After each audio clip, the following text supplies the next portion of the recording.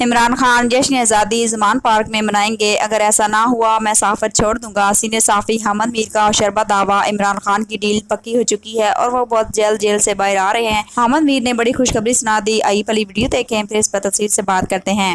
اور ابھی بھی یہ جو پروگرام میں یہ سوال جو اٹھایا ان کے بارے میں، یہ آپ اور میں اور مطیع اللہ جان یہ باتیں کر رہے ہیں، مسلم لیگ نون والے تو ابھی بھی نہیں کر رہے۔ تو یہ میرا خیال ہے کہ یہ ان کی وہی پالیسی ہے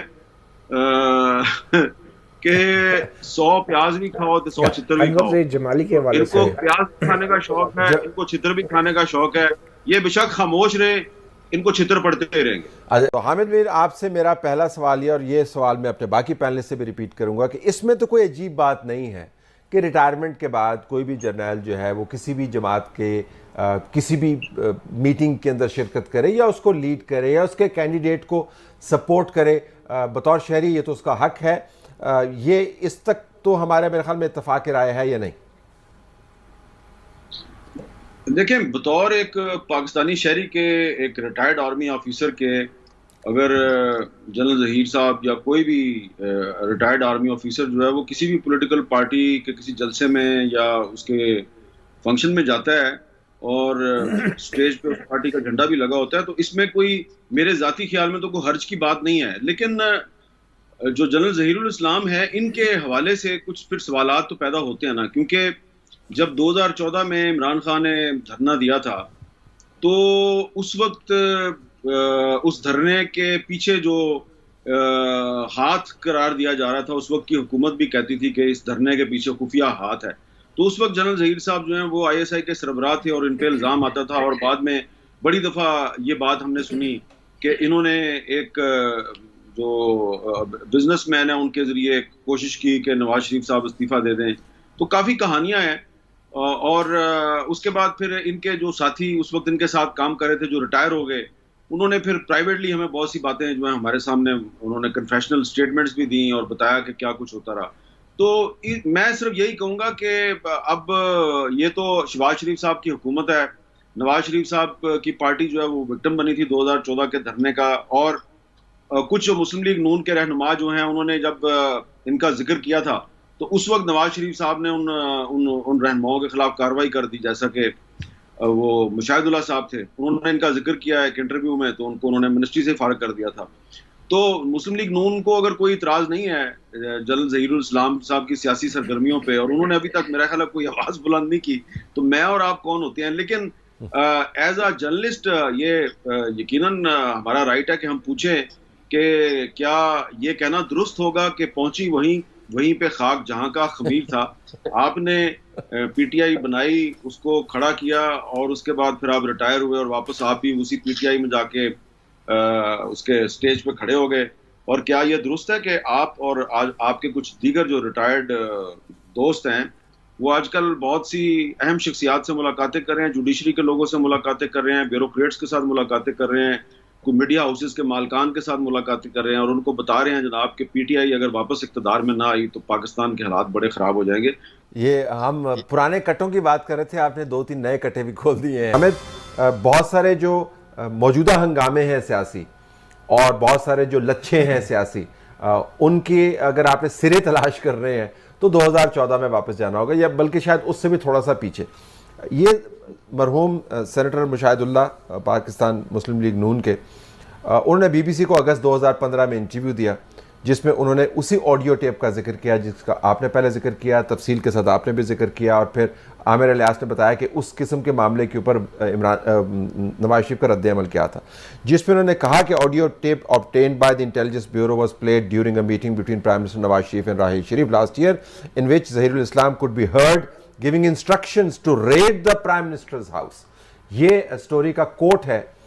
میں ذرا آپ سے جاننا چاہوں گا کہ یہ خبریں جو ہیں یہ جن کے ساتھ ہو رہا ہوتا ہے وہ نہیں ریلیز کرتے، لیکن موازنہ میں بعد میں آؤں گا، جو آج کل عمران خان کر رہے ہیں اس کی کیا وجہ ہے؟ یہ وہ حقائق ہیں جو خوفناک سیاسی حقائق ہیں، ملک کی صحت سیاسی اور معاشی سے متاثر ہوتی ہے، لیکن حادثاتی طور پہ پتہ چلے تو چلے، جن کے ساتھ ہوتا ہے وہ نہیں بتاتے۔ جی ہاں طلعت صاحب، یہ بڑا ہی ایک دلچسپ سوال ہے، اور مجھے تو یہ جو آپ نے پوچھا ہے کہ جن کے ساتھ ہو رہا ہوتا ہے وہ کیوں نہیں بولتے، مجھے تو اس کا احساس اس وقت ہوا نا جب سب سے پہلے میں نے نومبر 2013 میں عمران خان صاحب کے لانگ مارچ اور دھرنے کی خبر بریک کی کہ عمران خان صاحب جو ہیں یہ 2014 میں ایک لانگ مارچ کریں گے، ایک دھرنا دیں گے. مقصد اس کا وہ یہ ہوگا کہ جی الیکشن میں دھاندلی ہوئی ہے، لیکن اصل میں یہ جو پرویز مشرف کا ٹرائل ہے یہ اس کو رکوانے کی کوشش کریں گے، اور یہ دھرنا جو ہے اس میں عمران خان صاحب اکیلے نہیں ہوں گے، ان کے ساتھ اور بھی لوگ ہوں گے. تو یہ جب میں نے نومبر 2013 میں کیپٹل ٹاک میں یہ سٹوری میں نے بریک کی تو مجھے جناب یہ بلا لیا، یہ جو اس وقت کی حکومت نئی آئی تھی نواز شریف صاحب کی، سب کہ یہ آپ نے کیا کہہ دیا. میں نے کہا جی یہ ہونے والا ہے اور میں آپ کو بتا رہا ہوں یہ ہونے والا ہے. تو انہوں نے کہا نہیں ایسا نہیں ہو سکتا. بہرحال اس کے بعد جب وہ 2014 آیا اور انہوں نے اس کا لانگ مارچ کا انہوں نے اعلان کر دیا اور طاہر القادری صاحب بھی ان کے ساتھ مل گیا. آپ کو یاد ہوگا کہ لندن پلان کا ذکر ہوا تھا. جی جی. تو ان دنوں میں نواز شریف صاحب جو ہیں، جس طرح متی اللہ صاحب بتا رہے ہیں نا کہ ایک میٹنگ تھی تو جس میں انہوں نے بلایا تھا بہت سے صحافیوں کو. یہ بات کریں یہ وزیر اعظم ہاؤس میں میٹنگ ہوئی تھی، اس میں میں بھی موجود تھا اور مجھے اچھی طرح یاد ہے کہ نواز شریف صاحب جو ہیں وہ صحافیوں سے بلوانا چاہ رہے تھے کہ یہ بولیں کہ یہ کیا ہو رہا ہے، اور خود نہیں کچھ بتا رہے تھے. مجھے بالکل اچھی طرح یاد ہے وہ میٹنگ. اس کے بعد ایک اور میٹنگ ہوئی تو اس میٹنگ میں انہوں نے ہمیں وزیر اعظم سیکریٹریٹ میں بلا لیا اور وہاں پر میں تھا اور ابصار عالم صاحب تھے، مالک صاحب تھے اور 2-3 اور صحافی تھے اور پوری کیبنٹ تھی نواز شریف کی. تو وہاں پہ نواز شریف صاحب بار بار مجھے کہتے ہیں، پنجابی میں مجھے پوچھتے ہیں کہ اے دسو جی کہ جس دن بھی پرویز مشرف دی ہیئرنگ ہوندی ہے تے وہ کوئی کدھروں بم نکل آندا ہے، کوئی ہور مسئلہ ہو جاتا ہے، وہ پیش نہیں ہوندا عدالت کی مسئلہ ہے. تو میں ان کو اوائڈ کر رہا ہوں، میں ادھر جا رہا ہوں ادھر جا رہا ہوں. وہ باربیکو لگا ہوا تھا تو وہ لوگ جو ہیں وہ چائے لے رہے تھے. تو میں پرائم منسٹر صاحب جو ہیں وہ باقاعدہ مجھے فالو کر رہے ہیں اور ان کے ساتھ 2-3 منسٹر جو ہیں، میں جدھر بھی جا رہا ہوں وہ میرے پیچھے پیچھے. دسو جی آج سویرے جڑی یہ ہیئرنگ سی، نواز شریف صاحب پوچھ رہے ہیں مجھے، مشرف دی ہیئرنگ سی تو بم نکلا ہے رستے جو، کون ہے، کون بم لاندہ ہے. اخیر میں نے تنگ آ کے کہا، میں نے کہا پرائم منسٹر صاحب آپ you are the prime minister of the country, آپ میرے پیچھے لگے ہو، میرے سے کیا پوچھنا چاہ رہے ہیں آپ. یہ کہتے نہیں ہو تسی اپنے پروگرام چراتی کو گل کر رہے سو گھما پھرا کے ذرا میں کھل کے دسو نا جی. اور میں کہا جی جنرل ظہیر ہے نا، میں نے کہا وہ ہے نا وہ کروا رہا ہے، اس کو بلائیں، بلائیں اس کو پوچھیں، وہ ہی از ڈی جی ISI. تو وہ کیوں کر رہے ہیں؟ تو میں نے سعد رفیق کو کہا، میں کہا خیر صاحب یہ میں انہوں نے مروا دینا ہے تو بعد نہ تسی آنا پیچھے نہ انہوں نے آنا پیچھے.